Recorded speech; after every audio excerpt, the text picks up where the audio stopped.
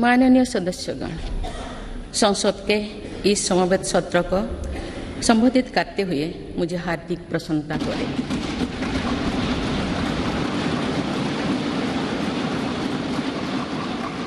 कुछ ही महीने पहले देश ने अपनी आज़ादी के 75 वर्ष पूरी करके आज़ादी के अमृत काल में प्रवेश किया है। आज़ादी के इस अमृत काल में हजारों वर्षों के गौरवशाली अतीत का गौरव जुड़ा है। भारतीय स्वतंत्रता संग्राम की प्रेरणाएं जुड़ी है और भारत के स्वर्णिम भविष्य के संकल्प जुड़ी है। अमृतकाल के ये 25 वर्ष का कालखंड स्वतंत्रता की स्वर्णिम शताब्दी का और विकसित भारत के निर्माण का कालखंड है। ये 25 वर्ष हम सब के लिए और देश के प्रत्येक नागरिक के लिए कर्तव्य की पराकाष्ठा करके दिखाने के, ये हमारे सामने युग निर्माण का अवसर है और हमें इस अवसर के लिए 100% सामर्थ्य के साथ हर क्षण कार्य करना है। हमें 2047 तक ऐसे राष्ट्र का निर्माण करना है जो अतीत के गौरव से जुड़ा हो और जिसमें आधुनिकता का हर स्वर्णिम अध्याय हो। हमें ऐसा भारत बनाना है जो आत्मनिर्भर हो,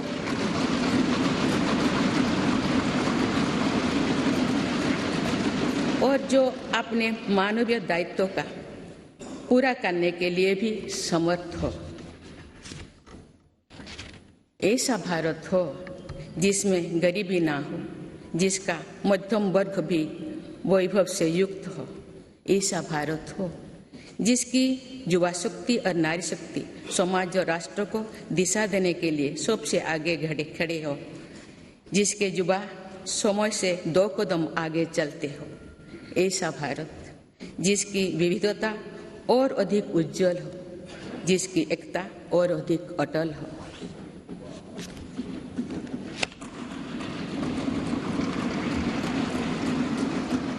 दो 2047 में देश जब इस सच्चाई को जीवंत करेगा तो निश्चित रूप से उस भव्य निर्माण की नींव का अवलोकन और आकलन भी करेगा। तो आज़ादी के अमृतकाल की इस प्रथम बेला को एक अलग आस्था के साथ देखा जाएगा। इसीलिए आज अमृतकाल का ये समय, ये कालखंड बहुत महत्वपूर्ण हो गया है।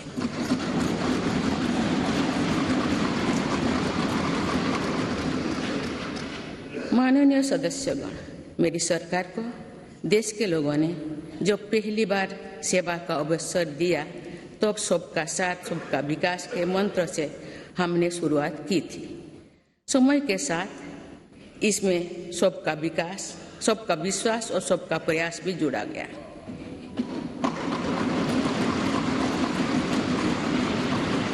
यही मंत्र आज विकसित भारत के निर्माण की प्रेरणा बन चुका है।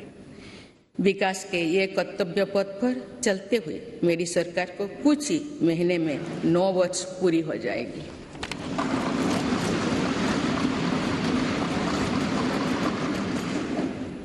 मेरी सरकार के लगभग 9 वर्षों में भारत के लोगों ने अनेक सकारात्मक परिवर्तन पहली बार देखे हैं। सबसे बड़ा परिवर्तन ये हुआ है कि आज हर भारतीय का आत्मविश्वास शीर्ष पर है और दुनिया का भारत को देखने का नजरिया बदला है।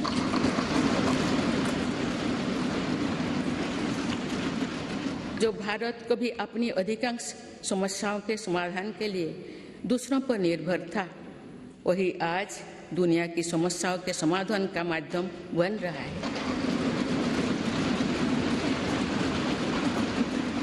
जिन मूल सुविधाओं के लिए देश की एक बड़ी आबादी ने दशकों को तक इंतजार किया, वे इन वर्षों में उसे मिली है। जिस आधुनिक इंफ्रास्ट्रक्चर की हम कभी कामना करते थे, वो इन वर्षों में देश में बनना शुरू हुआ है।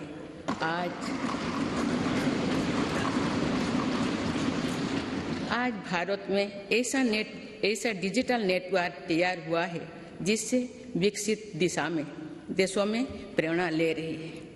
बड़े बड़े घरेलू सरकारी योजनाओं में भ्रष्टाचार की जिन समस्याओं से देश मुक्ति चाहता था, वो मुक्ति अब देश को मिल रही है।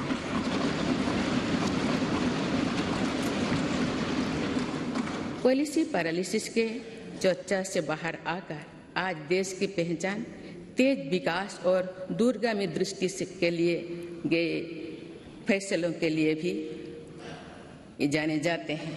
इसलिए हम दुनिया की 10वें नंबर की अर्थव्यवस्था से 5वें नंबर पर पहुंचे।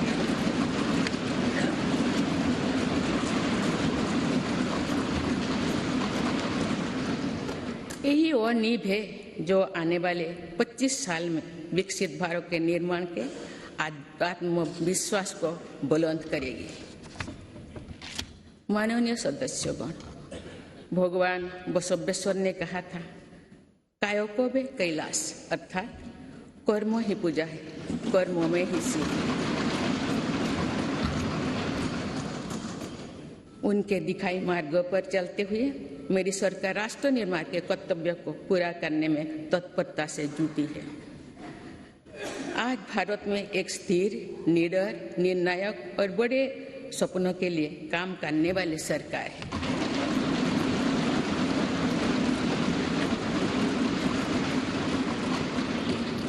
आज भारत में ईमानदार का सम्मान करने वाली सरकार है। आज भारत में गरीबी को स्थायी समाधान और उनके स्थायी सशक्तिकरण के लिए काम करने वाली सरकार है।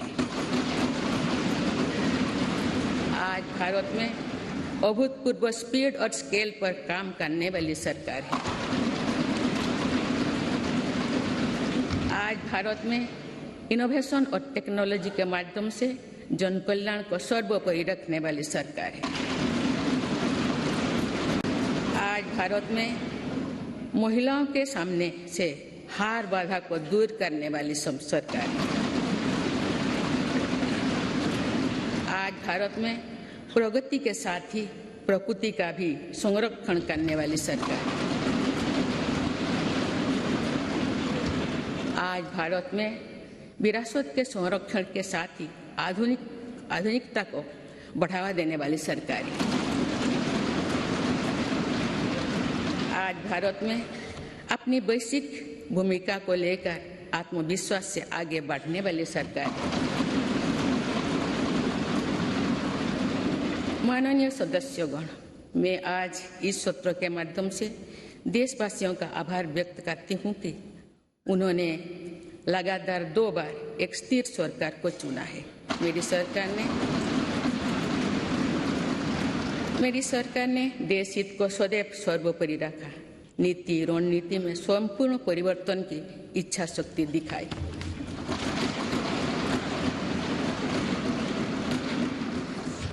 सर्जिकल स्ट्राइक से लेकर आतंकवाद पर कठोर प्रहार तक, LOC से लेकर LAC तक, हर दुस्साहस के कड़े जवाब तक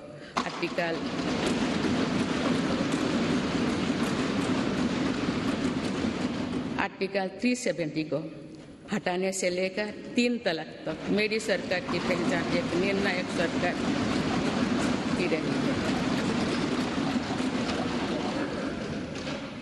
स्थिर और निर्णायक सरकार होने का लाभ हमें 100 साल की सबसे बड़ी आपदा और उसके बाद बनी परिस्थितियों से निपटने में मिल रहा है। दुनिया में जहां भी राजनीतिक अस्थिरता है, वह देश आज भीषण संकट से घिरे हैं। लेकिन मेरे सरकार ने राष्ट्रहित में जो भी निर्णय किए, उससे साथ भारत का बाकी दुनिया से बहुत बेहतर स्थिति में।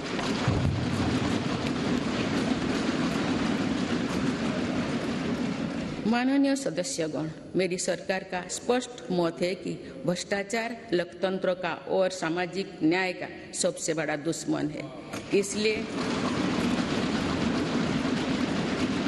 इसलिए बीते वर्ष से भ्रष्टाचार के विरुद्ध निरंतर लड़ाई चल रही है।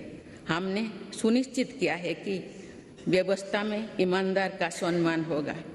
भ्रष्टाचारियों के लिए समाज में किसी भी प्रकार की सहानुभूति ना हो, इसके लिए सामाजिक चेतना भी देश में बढ़ रही है।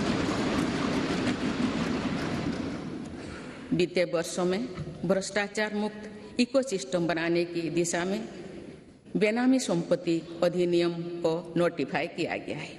आर्थिक अपराध कर फरार हुए अपराधियों की संपत्ति जब्त करने के लिए फजिटिव इकोनॉमिक ऑफेंडर्स एक्ट पारित किया गया है।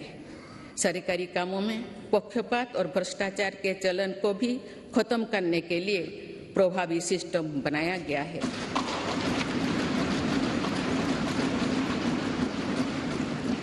आज सरकारी कामों में टेंडर और खरीद के लिए गवर्नमेंट ई मार्केट प्लेस जैसे व्यवस्था है, जिसमें अब तक 3 लाख करोड़ रुपये से अधिक का ट्रांजैक्शन हुआ है। राष्ट्र निर्माण में ईमानदार योगदान देने वालों को आज विशेष सम्मान दिया जा रहा है। इनकम टैक्स रिटर्न फाइल करने के कोई जटिलताओं को खत्म कर देशवासियों का जीवन आसान बनाया गया है। फेसलेस जांच को बढ़ावा देने की वजह से व्यवस्था में पारदर्शिता आई है और उसे जवाबदेह भी बनाया गया है।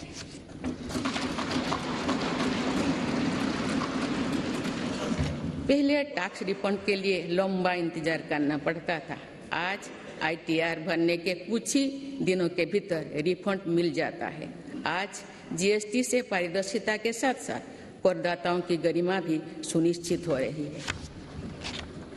जनधन, आधार, मोबाइल से कुछ फर्ज लाभार्थियों को हटाने से लेकर one nation one ration card तक एक बहुत बड़ा स्थायी सुधार हमने किया।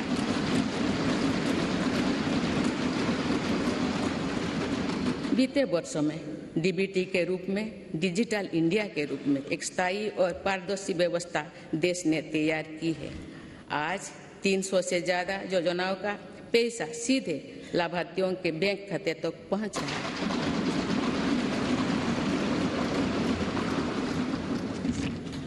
अब तो पूरी पारदर्शिता से 27 लाख करोड़ रुपए से ज्यादा की रकम करोड़ों लोगों तक पहुंचाई गई है।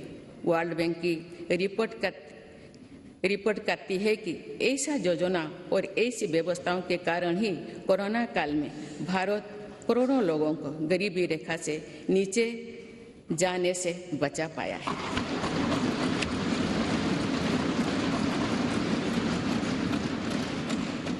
जो भ्रष्टाचार रुकता है और टैक्स की पाई का सदुपयोग होता है तो भारत टैक्स पेयर को भी गर्व होता है। माननीय सदस्यगण, आज देश का ईमानदार करदाता चाहता है कि सरकारें शॉर्टकट की राजनीति से बचे। ऐसा योजनाएं बने जो समस्याओं के स्थायी समाधान को प्रोत्साहित करे।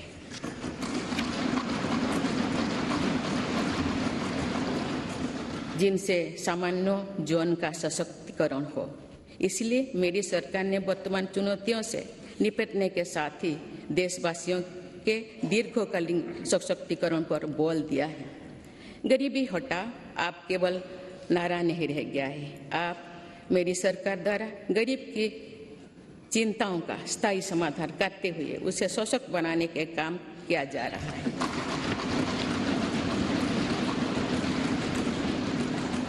जैसे गरीबी का एक बहुत बड़ा कारण बीमारी होती है। गंभीर बीमारी से गरीब परिवार का हौसला पूरी तरह से टूट जाता है, पीढ़ियां कर्ज से डूबे जाती है। गरीब को इस चिंता से मुक्त करने के लिए राष्ट्रवासी व्यापी आयुष्मान भारत योजना शुरू की गई है। इसके तहत 50 करोड़ से अधिक देशवासियों के लिए मुफ्त इलाज की सुविधा दी गई। आयुष्मान भारत योजना ने देश के करोड़ों गरीबों को और गरीब होने से बचाया है। अनेक गरीब उनके 80,000 करोड़ रुपया खर्च होने से बचाए हैं। आज देश भर में करीब 9,000 जन औषधि केंद्र में बहुत कम कीमत में दवाई उपलब्ध कराई जा रही है।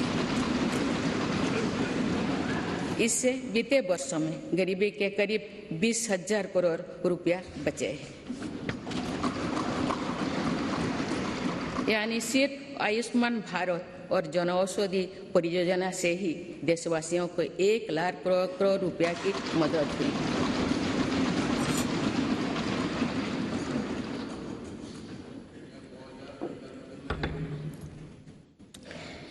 मैं सामान्य नागरिकों के जीवन से जुड़े सबसे महत्वपूर्ण संसाधन पानी का उदाहरण आप सभी के सामने रखना चाहूंगी। मेरी सरकार ने हर घर जल पहुंचाने के लिए जल जीवन मिशन शुरू किया।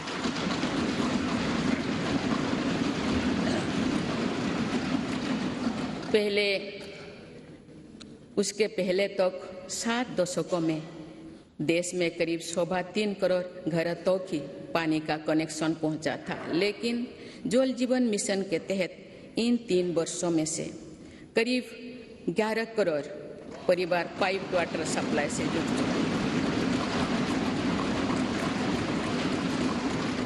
इसका सबसे ज्यादा लाभ गरीब परिवार को ही मिल रहा है।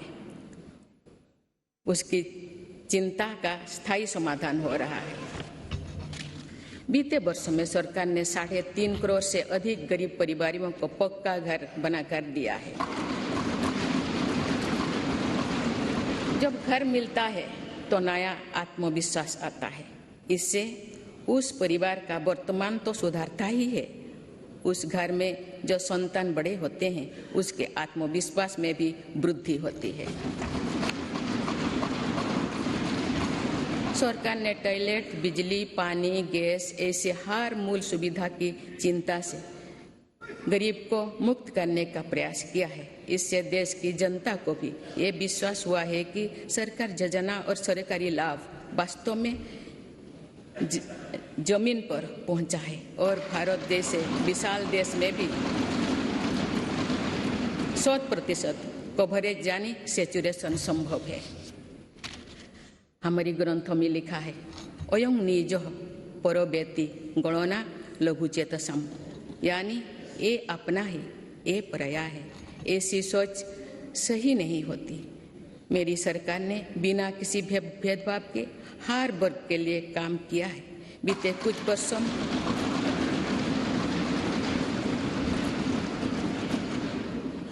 कुछ वर्षों में मेरी सरकार के प्रयासों के नतीजा है कि अनेक मूल सुविधाएं आज या तो 100% आबादी तक पहुंच चुकी है या फिर उस लक्ष्य के बहुत निकट है।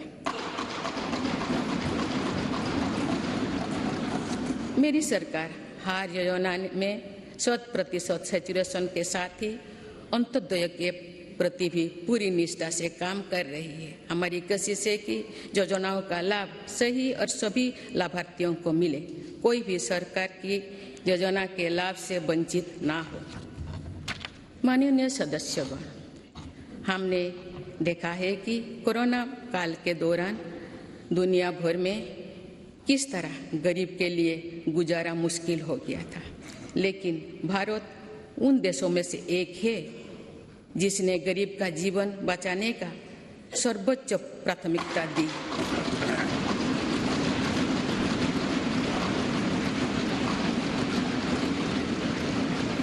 और कोशिश की कि देश में कोई गरीब भूखा नहीं सोए। मुझे खुशी है कि मेरी सरकार ने पीएम गरीब कल्याण अन्न योजना को नई परिस्थितियों के अनुसार आगे भी चलाने का निर्णय लिया है।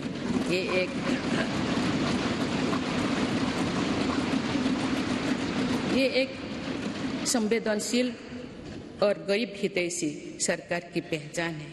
पीएम गरीब कल्याण अन्न योजना के तहत सरकार गरीबों को मुफ्त अनाज के लिए लगभग 3.5 लाख करोड़ रुपया खर्च कर चुकी है।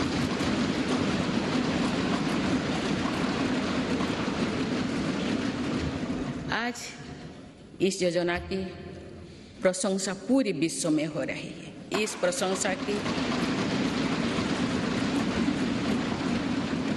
प्रशंसा की ये वजह ये भी है कि टेक्नोलॉजी की मदद से बनी पारदर्शी व्यवस्था में आज पूरा का पूरा हर लाभार्थी तक पहुंच रहा है। माननीय सदस्यगण, हमारे देश में ऐसे अनेक वर्ग तथा ऐसे अनेक क्षेत्र हैं जिनकी उम्मीदों और आवश्यकताओं पर समुचित ध्यान देकर ही समग्र विकास की परिकल्पना की पूरा की जा सकती है। आप, मेरी सरकार ऐसे हर वंचित वर्ग और वंचित क्षेत्रों को वरीयता देते हुए काम कर रही है। मेरी सरकार ने हर उस समाज की इच्छाओं को पूरा किया है जो सदियों से वंचित रहा था। गरीब, दलित, पिछड़े, आदिवासी, इनकी इच्छाओं को पूरा कर उन्हें सपने देखने का साहस दिया है। कोई भी काम और कोई भी प्रयास छोटा नहीं होता, बल्कि विकास में सभी की अपनी भूमिका है। इसी भाव के साथ वंचित वर्गों और अविकसित क्षेत्रों के विकास पर बल दिया जा रहा है। रेहड़ी, ठेले, फुटपाथ पर बड़ी संख्या में हमारे छोटे व्यवसायी अपना व्यापार, कारोबार और दुकानदारी करते हैं। मेरी सरकार ने विकास में इन साथियों की भूमिका को भी सराहा है। इसलिए पहली बार इनको फॉर्मल बैंकिंग से जोड़ा और पीएम स्वनिधि के माध्यम से सस्ते और बिना गारंटी के ऋण की व्यवस्था की। योजना के तहत स्ट्रीट वेंडर्स को डिजिटल लेन देन के लिए प्रोत्साहन राशि प्रदान की जा रही है। अभी तक करीब 40 लाख साथियों को इसके तहत ऋण दिया जा चुका है।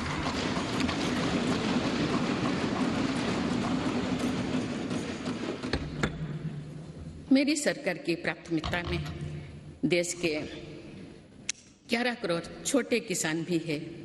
ये छोटे किसान दशकों से सरकार की प्राथमिकता से वंचित रहे थे।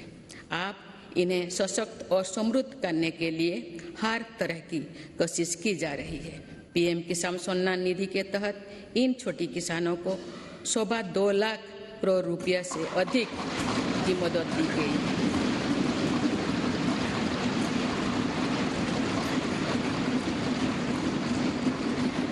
खास बात यह है कि इन लाभार्थियों में लगभग 3 करोड़ लाभार्थी महिलाएं हैं।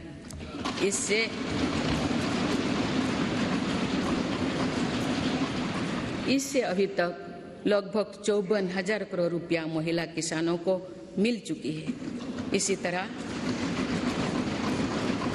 इसी तरह छोटे किसानों के लिए फसल बीमा, सोयल हेल्थ कार्ड, किसान क्रेडिट कार्ड, केसीसी की कवरेज बढ़ाने के साथ ही हमारी सरकार ने पहली बार पशुपालकों और मछुआरों को भी किसान क्रेडिट कार्ड की सुविधा से जोड़ा।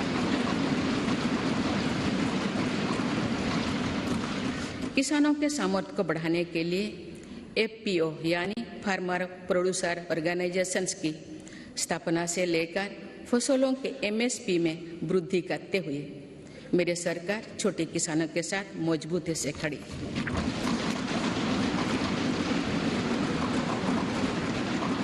माननीय सदस्यगण, मेरी सरकार ने अनुसूचित जाति, जनजाति और अन्य पिछड़ा वर्ग की आकांक्षा को जगाया है। ये वही वर्ग है जो विकास के लाभ से सबसे अधिक वंचित था। अब जब मूल सुविधाएं इस वर्ग तक पहुंच रही है तो ये लोग नए सपने देखने में सक्षम हो पा रहे हैं।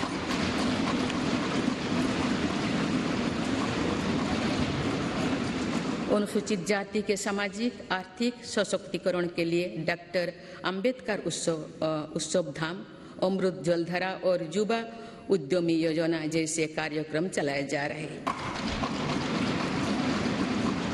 आदिवासी गौरव के लिए तो मेरी सरकार ने अभूतपूर्व फैसला किए हैं। पहली बार देश ने भगवान बिरसा मुंडा के जन्म दिवस को जनजातीय गौरव दिवस के रूप में मनाना शुरू किया। हाल ही में मानगढ़ धाम में सरकार ने आदिवासी क्रांतिवीर पहली बार राष्ट्रीय स्तर पर श्रद्धांजलि दी।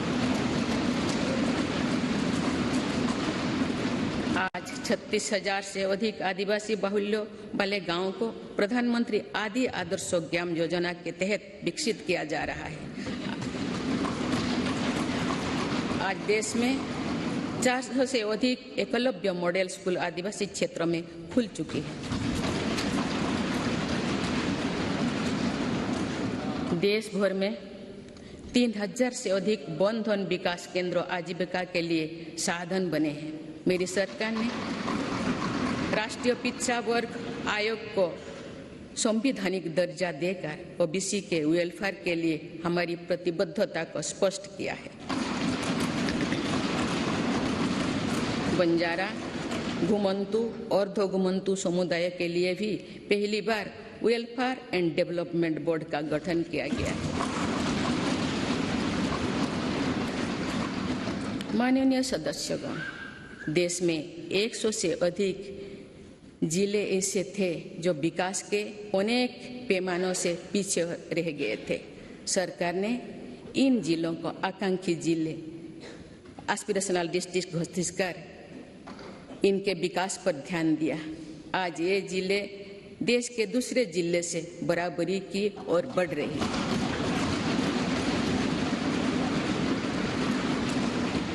आकांक्षी जिले को सफलता को अब मेरी सरकार ब्लॉक स्तर पर दोहराने के लिए काम कर रही है और इसके लिए देश में 500 ब्लॉक्स को एस्पिरेशनल ब्लॉक के रूप में विकसित करने का कार्य शुरू किया गया है। ये आकांक्षी ब्लॉक सामाजिक न्याय की एक संस्थागत व्यवस्था के तौर पर विकसित किए जा रहे हैं। देश के जनजातीय क्षेत्रों, पहाड़ी क्षेत्रों, समुद्री क्षेत्रों और समावेशी क्षेत्रों को भी बीते दशकों में विकास का सीमित लाभ ही मिल पाया था। नॉर्थ ईस्ट और कश्मीर में भी दुर्गम परिस्थितियों के साथ साथ अशांति और आतंकवाद भी विकास के सामने बहुत बड़ी चुनौती थी। मेरी सरकार ने स्थायी शांति के लिए भी अनेक सफल कदम उठाए हैं और भौगोलिक चुनौतियों को भी चुनौती दी है। इसी के परिणाम है कि नॉर्थ ईस्ट और हमारे सीमावर्ती क्षेत्र विकास की एक नई नीति का निर्गति का अनुभव कर रहे हैं। सीमावर्ती गांव तक बेहतर सुविधाएं पहुंचाने के लिए मेरी सरकार ने वाइब्रेंट विलेजेस प्रोग्राम पर काम शुरू किया। राष्ट्रीय सुरक्षा की दृष्टि से भी सीमावर्ती क्षेत्रों में अभूतपूर्व इंफ्रास्ट्रक्चर बीते सालों में तैयार किया गया है। इससे भी इन क्षेत्रों में विकास की गति मिल रही है। पिछले कुछ दशकों से राष्ट्रीय सुरक्षा के लिए बहुत बड़ा खतरा बन चुकी वामपंथी हिंसा भी अब कुछ जिलों तक ही सीमित रह गए हैं।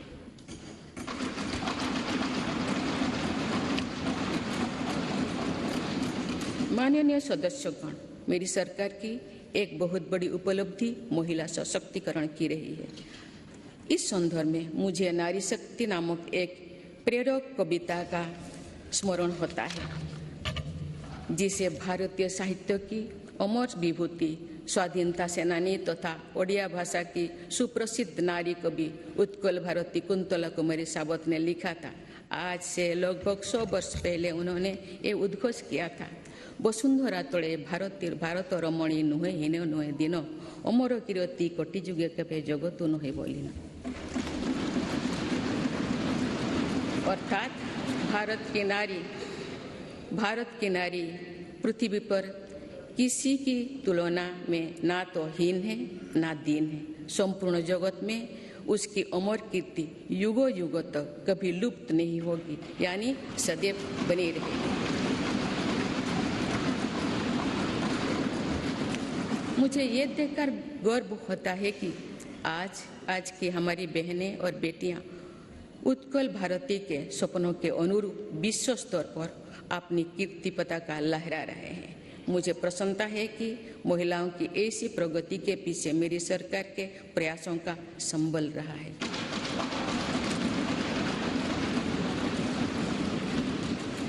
मेरी सरकार द्वारा जितने भी कल्याणकारी योजनाएं शुरू की गई है, उनके केंद्रों में महिलाओं का जीवन आसान बनाना, महिलाओं को रोजगार, स्वरोजगार के नए अवसर देना और महिला सशक्तिकरण रहा है। महिला उत्थान में जहां पुराना धारणाओं और पुरानी मान्यताओं को तोड़ना भी पड़ा, उससे भी सरकार पीछे नहीं हटी है। बेटी बचाओ बेटी पढ़ाओ अभियान की सफलता आज हम देख रहे हैं। सरकार के प्रयासों से समाज में जो चेतना आई, उससे बेटियों की संख्या में निरंतर वृद्धि हो रही है।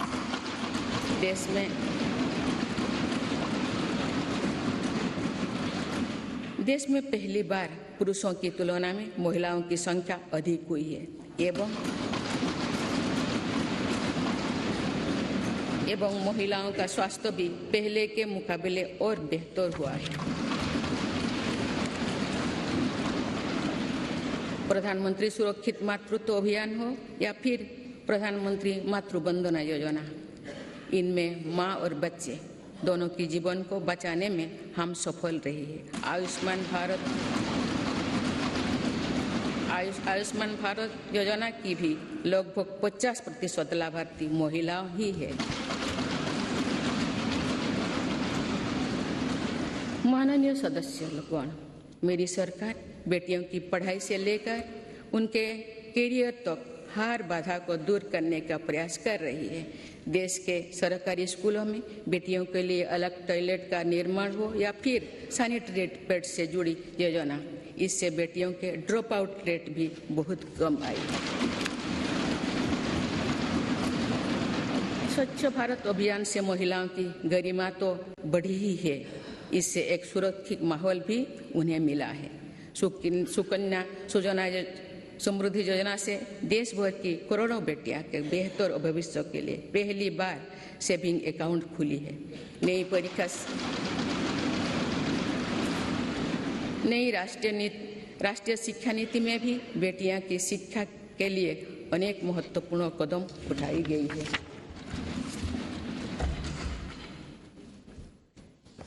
मेरी सरकार ने यह भी सुनिश्चित किया है कि किसी भी कार्य क्षेत्र में महिलाओं के लिए कोई बंदिश ना हो। इसीलिए माइनिंग से लेकर सेना में अग्रिम मोर्चे तक हर सेक्टर में महिलाओं की भर्ती को खोल दिया गया है। सैनिक स्कूलों से लेकर मिलिट्री ट्रेनिंग स्कूलों तक में अब हमारी बेटियां पढ़ाई और ट्रेनिंग कर रही है। ये मेरी सरकार ही है जिसने मातृत्व अवकाश को 12 सप्ताह से बढ़ाकर 26 सप्ताह किया है।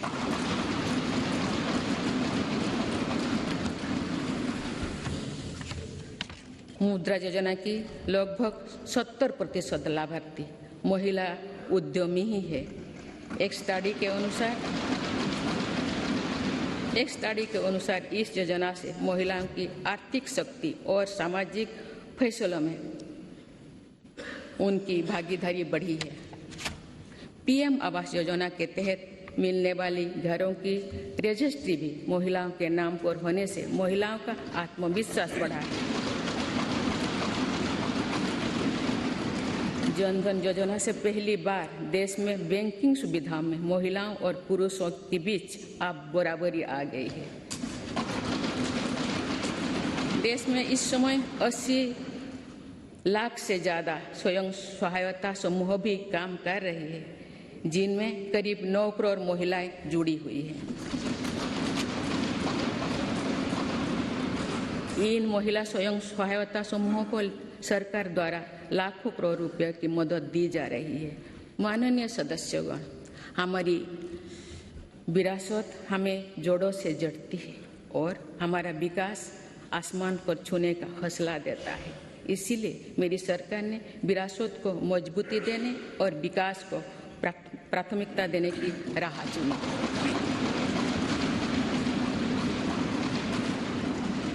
आज एक तरफ देश में अयोध्या धाम का निर्माण हो रहा है, तो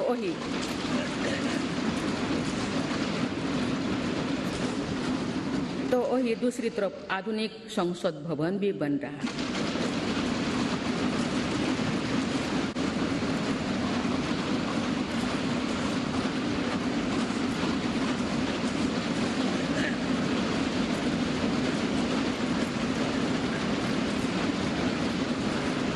तरफ हमने केदारनाथ धाम, काशी विश्वनाथ धाम और महाकाल महालोक का निर्माण किया, तो वही हर जिलों में हमारी सरकार मेडिकल कॉलेज भी बनवा रही है।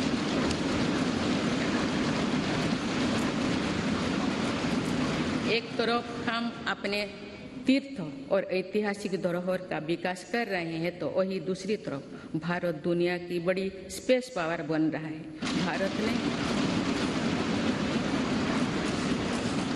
भारत ने पहला प्राइवेट सैटेलाइट भी लॉन्च किया है। एक तरफ हम आदि शंकराचार्य भगवान बसवेश्वर, तिरुवल्लुवर, गुरु नानक देव जैसे संतों को के दिखाए रास्ते पर आगे बढ़ रहे हैं, वही दूसरी तरफ आज भारत हाईटेक नॉलेज का हब भी बनता जा रहा है।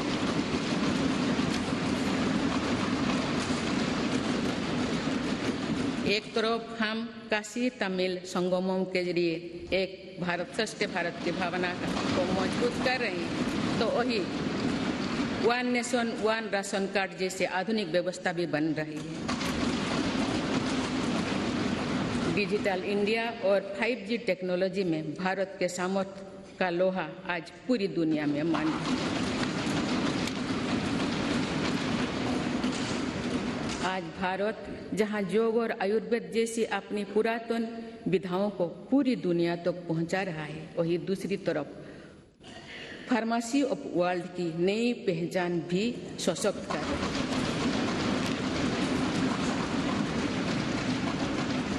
आज भारत प्राकृतिक खेती को, मिलेट्स की अपनी परंपरा फसलों को प्रोत्साहित कर रहा है, वही नानो यूरिया जैसी आधुनिक टेक्नोलॉजी का भी विकास किया है।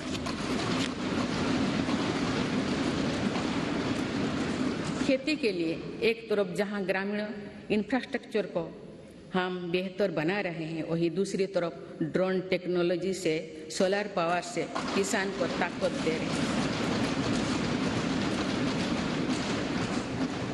शहरों में जहां स्मार्ट सुविधाओं के विकास पर बल दिया जा रहा है, वही स्वामित्व योजना में पहली बार गांव के घरों को की ड्रोन से मैपिंग की जा रही है।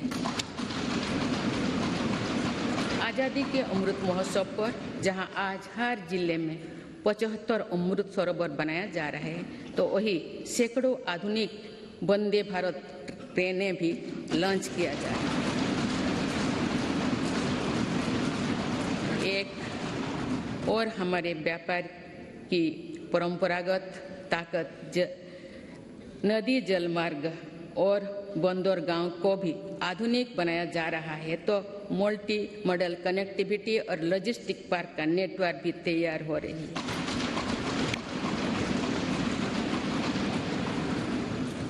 माननीय सदस्यगण, आजादी के अमृतकाल में देश पंच प्राणी की प्रेरणा से आगे बढ़ रहा है। गुलामी के हर निशान, हर मानसिकता से मुक्ति दिलाने के लिए भी मेरी सरकार निरंतर प्रयासरत है।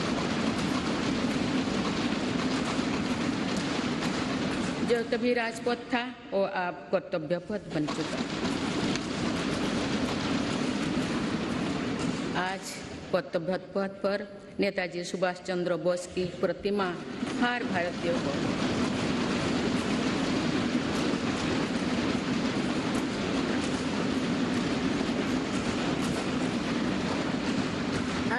को गौरवान्वित कर रही है। तो अंडमान निकोबार में भी नेताजी और आजाद हिंद फौज के शौर्यों को हमने सम्मान दिया है। अभी कुछ ही दिन पहले मेरी सरकार ने अंडमान निकोबार द्वीप समूह में नेताजी सुभाष चंद्र बोस आइलैंड पर नेताजी को समर्पित भव्य स्मारक और म्यूजियम का शिलान्यास भी किया है। भारतीय सेना के परमवीर चक्र विजेताओं के नाम पर अंडमान निकोबार के 21 द्वीपों का नामकरण भी किया है।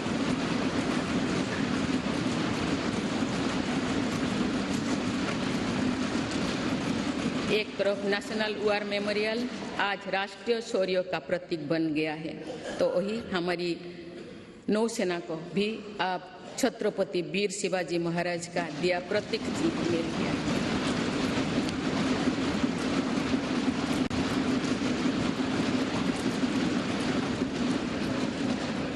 एक तरफ जहां भगवान बिरसा मुंडा सहित तमाम आदिवासी स्वतंत्रता सेनानियों से जुड़े संग्रहालय बन रहे हैं, डॉक्टर बाबा साहब आम्बेडकर के पंचतीर्थ बनाया गया है, वही दूसरी तरफ हर प्रधानमंत्री के योगदान को दर्शाने वाले प्रधानमंत्री संग्रहालय का निर्माण भी किया गया है।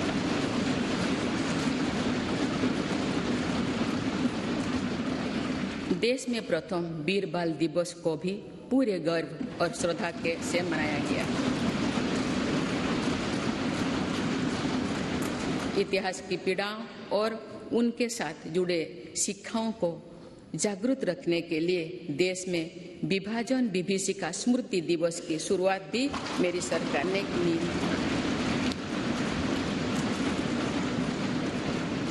माननीय सदस्यगण, मेड इन इंडिया अभियान और आत्मनिर्भर भारत अभियान की सफलता का लाभ देश को मिलना शुरू हो चुका है। आज भारत में मैन्युफैक्चरिंग की अपनी कैपेसिटी भी बढ़ रही है और दुनिया भर से भी मैन्युफैक्चरिंग कंपनियां भारत आ रहे हैं।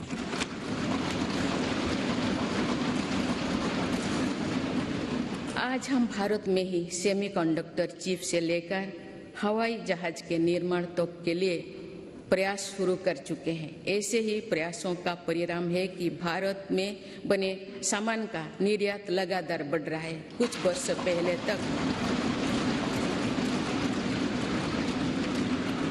वर्ष पहले तो हम बड़ी संख्या में मोबाइल फोन आयात करते थे। आज भारत दुनिया में मोबाइल फोन का एक बड़ा निर्यातन बन चुका है।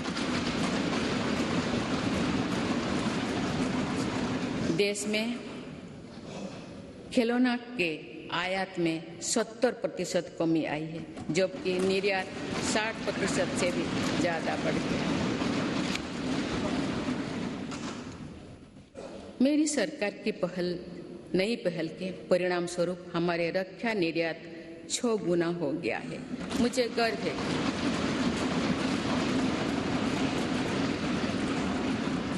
गर्व है कि हमारी सेना में आज INS विक्रांत के रूप में पहला स्वदेशी एयरक्राफ्ट कैरियर भी शामिल हुआ है।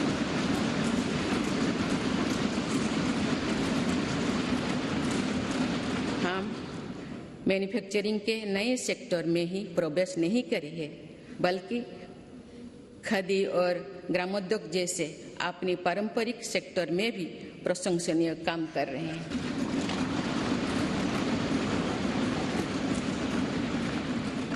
ये हम सभी के लिए खुशी की बात है कि आजादी के अमृत महोत्सव के दौरान देश के खादी और ग्रामीण उद्योग का टर्नओवर 1 लाख करोड़ रुपये से अधिक का हो चुका है।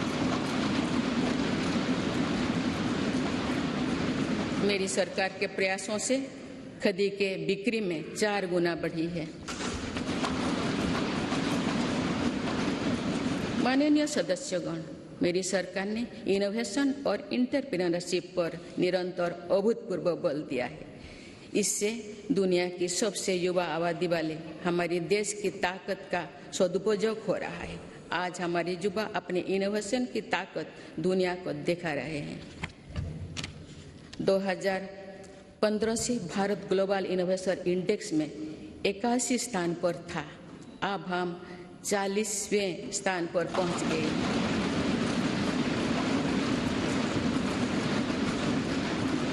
सात वर्ष पहले जहां भारत में कुछ 100 रजिस्टर्ड स्टार्टअप ही थे, वही आज ये संख्या लगभग 90,000 पहुंच चुकी है।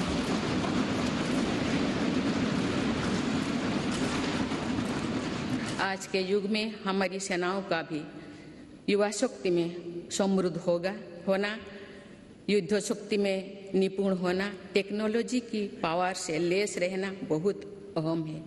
इन सिद्धांतों को ध्यान में रखते हुए अग्निवीर योजना शुरू की गई है।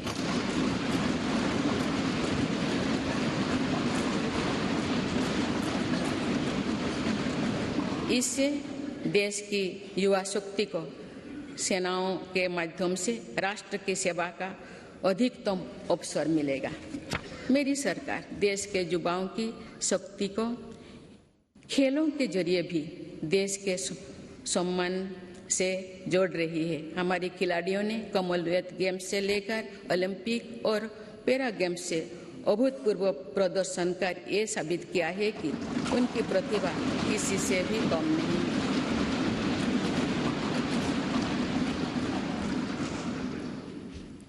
देश के कोने कोने से ऐसे प्रतिभाओं को खोजने, उनका टैलेंट निखारने के लिए खेलो इंडिया गेम्स, खेलो इंडिया सेंटर्स से लेकर टॉप स्कीम तक चलाई जा रही है।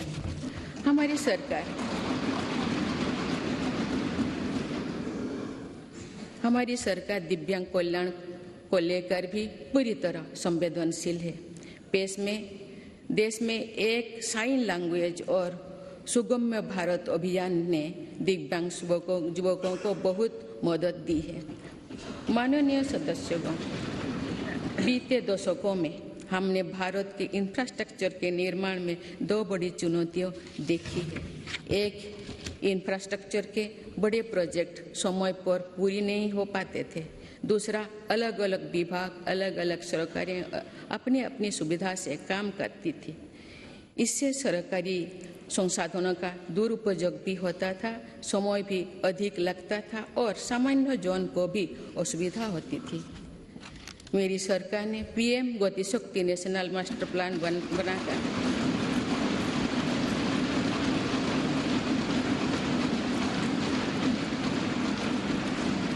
इन चुनौतियों से निपटने के लिए ठोस कदम उठाए हैं। पीएम गति शक्ति नेशनल मास्टर प्लान को लेकर राज्यों और यूनियन टेरिटोरीज ने भी उत्साह दिखाए है। इससे देश में मल्टी मॉडल कनेक्टिविटी का भी विस्तार होगा। मेरी सरकार भारत को विश्व का सबसे कॉम्पिटिटिव लॉजिस्टिक हब बनाने के लिए प्रयासरत है। इसके लिए पिछले वर्ष देश में नेशनल लॉजिस्टिक पॉलिसी लागू की गई है। इस पॉलिसी के लागू होने से लॉजिस्टिक कॉस्ट में काफी कमी आई। मेरी सरकार देश के विकास के लिए जिस स्पीड और स्केल पर काम कर रही है वो अभूतपूर्व है, अतुलनीय है। मेरी सरकार ने आने के बाद भारत के गरीबी के लिए औसतन हर रोज आवास योजना के 11,000 घर बने। इसी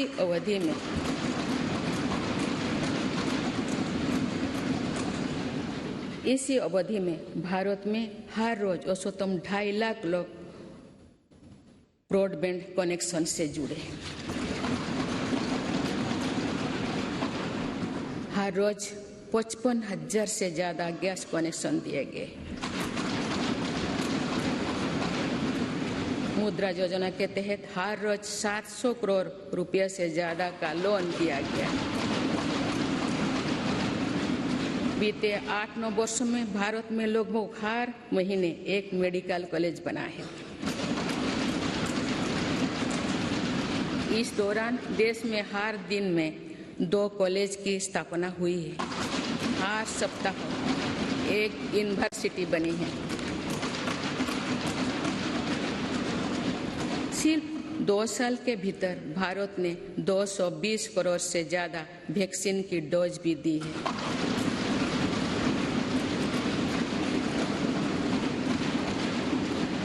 सोशल इंफ्रास्ट्रक्चर की बात करें तो साल 2004 से 2014 के बीच देश में जहां 145 मेडिकल कॉलेज खुले थे, वहीं मेरी सरकार ने 2014 में 14 से 2022 तक 260 से अधिक मेडिकल कॉलेज खोले थे।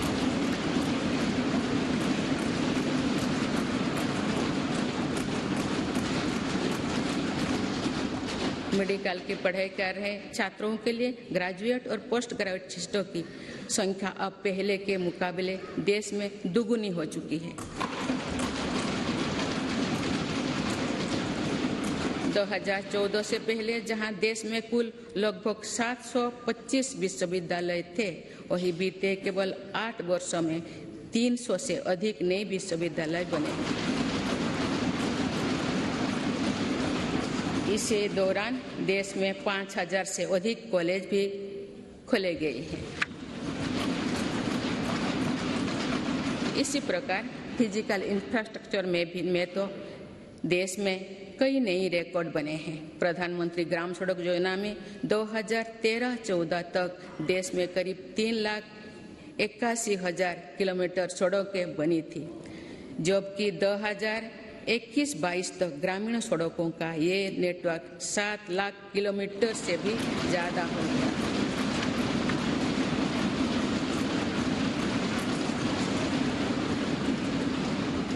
अब तक देश की 99% से अधिक बस्तियां सड़क मार्ग से जुड़ चुकी हैं।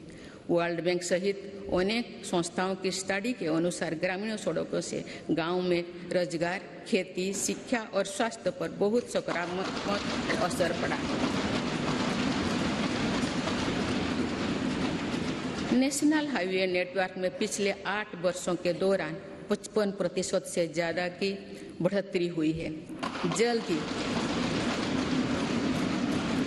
जल्द ही भारतमाला प्रोजेक्ट के तहत देश के 550 से ज्यादा जिले हाईवे से जुड़ जाएंगे और अर्थव्यवस्था को गति देने वाले कॉरिडोर्स की संख्या 6 से बढ़कर 50 होने वाली है। इसी तरह देश के एविएशन सेक्टर भी तेजी से आगे बढ़ रहा है। साल 2014 तक जहां देश में एयरपोर्ट्स की संख्या 74 थी, वो अब बढ़कर 147 हो गई।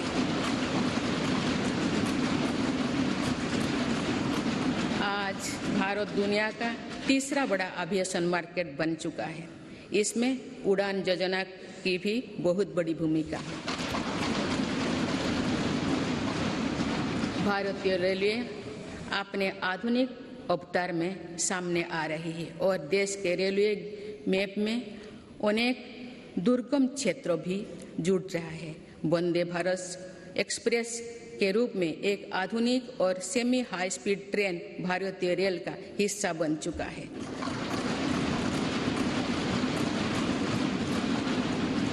जम्मू कश्मीर और नॉर्थ ईस्ट के दुर्गम क्षेत्रों को भी रेलवे से जोड़ा जा रहा है। देश के बड़े रेलवे स्टेशनों को आधुनिक बनाया जा रहा है। भारतीय रेलवे का दुनिया का सबसे बड़ा बिजली से चलने वाला रेलवे नेटवर्क बनने की दिशा में तेजी से अग्रसर है।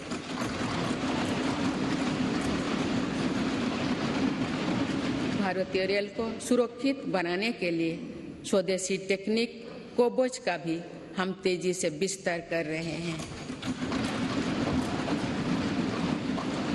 माननीय सदस्यगण, भारत ने उस सोच को भी बदला है जो प्रगति और प्रकृति को परस्पर विरोधी मानती थी। मेरी सरकार ग्रीन ग्रोथ पर ध्यान दे रही है और पूरे विश्व को मिशन लाइफ से जोड़ने पर बल दे रही है।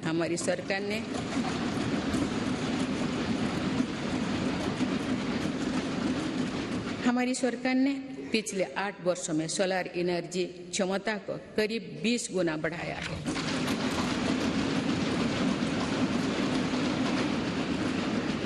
आज भारत रिन्यूएबल एनर्जी की क्षमता में विश्व में 4थे स्थान पर है। देश के बिजली उत्पादन की 40% क्षमता नॉन फॉसिल फ्यूल्स में पैदा करने का लक्ष्य देश में 9 वर्षों पहले ही हासिल कर लिया है। ये सफलता वर्ष 2070 तक नेट जीरो के हमारे संकल्प को सशक्त करने वाली है। देश में पेट्रोल में 20% इथेनॉल ब्लेंडिंग के लक्ष्य पर भी तेजी से काम चल रही है।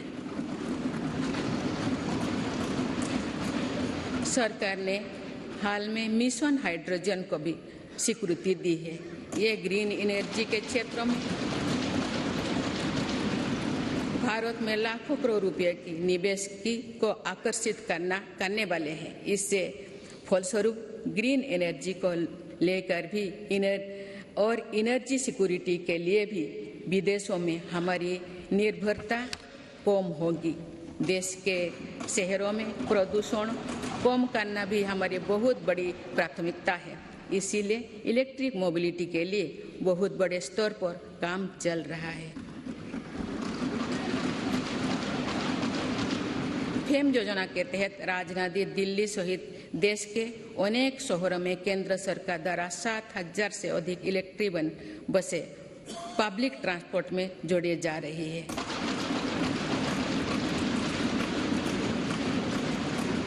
बीते 8 वर्षों में देश में मेट्रो नेटवर्क में 3 गुना से अधिक बढ़ोतरी हुई है। आज 27 शहरों में मेट्रो ट्रेन पर काम चल रहा है। इसी प्रकार देश भर में 100 से ज्यादा नए वाटरवे भी विकसित किए जा रहे हैं। नए वाटरवे से देश में ट्रांसपोर्ट सेक्टर का कायाकल्प करने में मदद करेगी। माननीय सदस्यगण, आज की दुनिया में अनेक चुनौतियों से गुजर रही है। आज की दुनिया अनेक चुनौतियों से गुजर रही है। दशकों पहले बनी अंतर्राष्ट्रीय संस्थाओं की प्रासंगिकता और प्रभाव पर भी प्रश्न उठ रहे हैं। इन परिस्थितियों में भारत ऐसा देश बनकर उभरा है जो आज की विभाजित दुनिया को किसी न किसी रूप से जोड़ रहा है।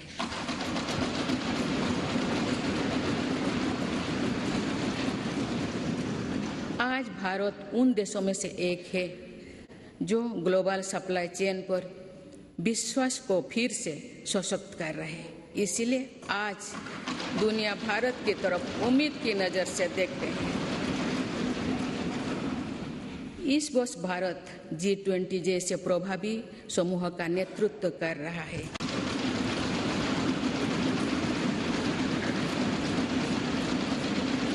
One earth, one family, one future के मंत्र के साथ भारत की पूरी कोशिश है कि G20 के सदस्य देशों के साथ मिलकर मौजूदा वैश्विक चुनौतियों का सामूहिक समाधान तलाशा जाए।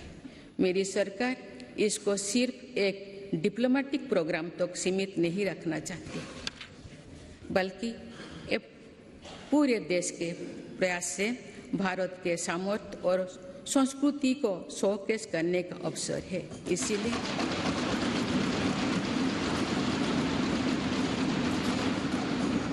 इसीलिए पूरे देश के दर्जनों शहरों में साल भर G20 की बैठकें आयोजित की जा रही है।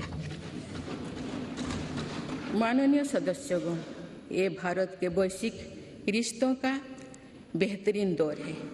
इसमें दुनिया के विभिन्न देशों के साथ अपने सहयोग और मित्रता को सशक्त किया है। एक तरफ हम इस वर्ष SCO की अध्यक्षता कर रहे हैं, तो वही दूसरी तरफ क्वाड का मेंबर होने के नाते इंडो पैसिफिक में शांति, स्थिरता और समृद्धि के लिए काम कर रहे हैं।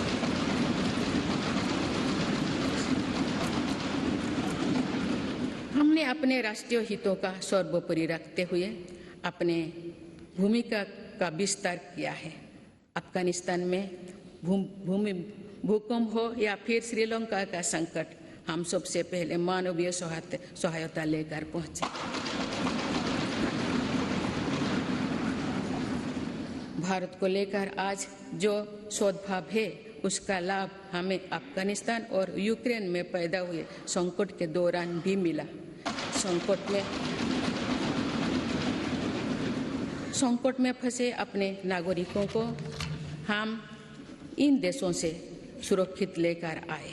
इस दौरान भारत ने कई अन्य देशों के नागरिकों को की मदद करके अपना मानवीय स्वरूप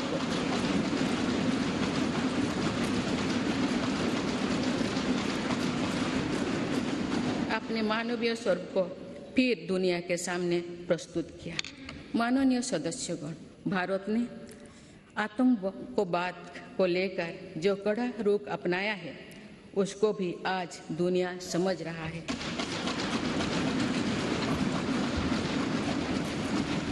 इसलिए आतंकवाद के विरुद्ध भारत की आवाज को हर मंच पर गंभीरता से सुना जा रहा है। पहले वर्ष अक्टूबर में भारत में पहली बार UNSC काउंटर टेररिज्म कमेटी की एक विशेष बैठक आयोजित की गई। इसमें भी भारत ने आतंकवाद के विरुद्ध अपनी भूमिका को स्पष्ट किया।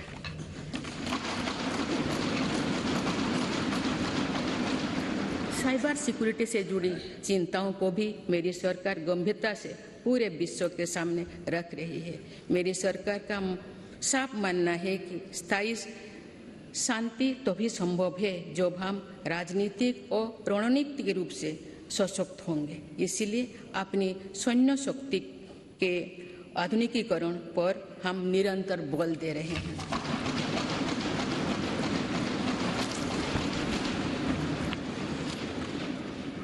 माननीय सदस्यगण, लोकतंत्र की जननी के रूप में भारत की अनंत यात्रा अनंत गौरव से भरी हुई है।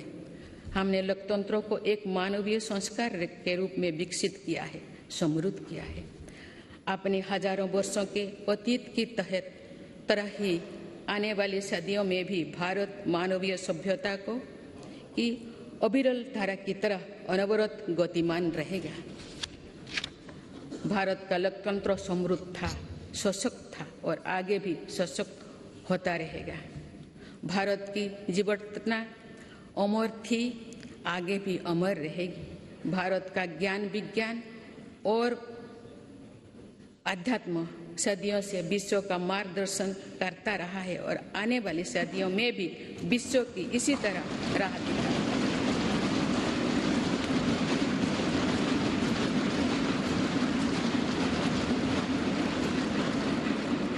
भारत के आदर्श और मूल्य अंधकार से भरे गुलामी के दौर में भी अक्षुण्ण रहे हैं और ये आगे भी अक्षुण्ण बने रहेंगे। एक राष्ट्र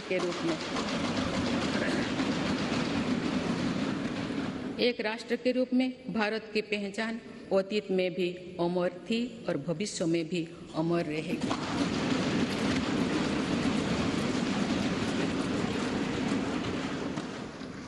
लोकतंत्र के केंद्र इस संसद में हमारा प्रयास होना चाहिए कि हम मुश्किल लगने वाले लक्ष्य तय करें और उन्हें हासिल करके दिखाएं।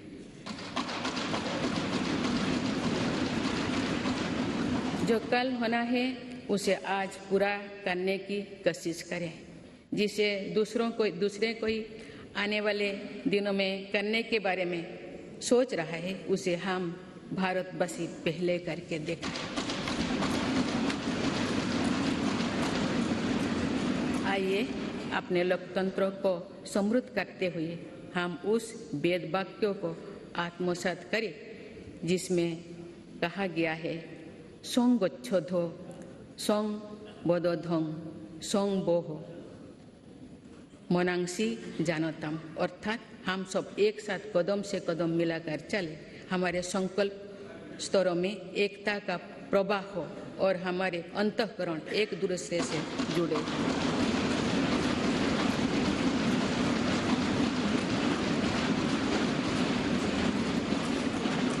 आइए हम राष्ट्र निर्माण के इस महायज्ञ में अपने कर्तव्य पथ पर चलते हुए संविधान की शपथ को पूरा करें।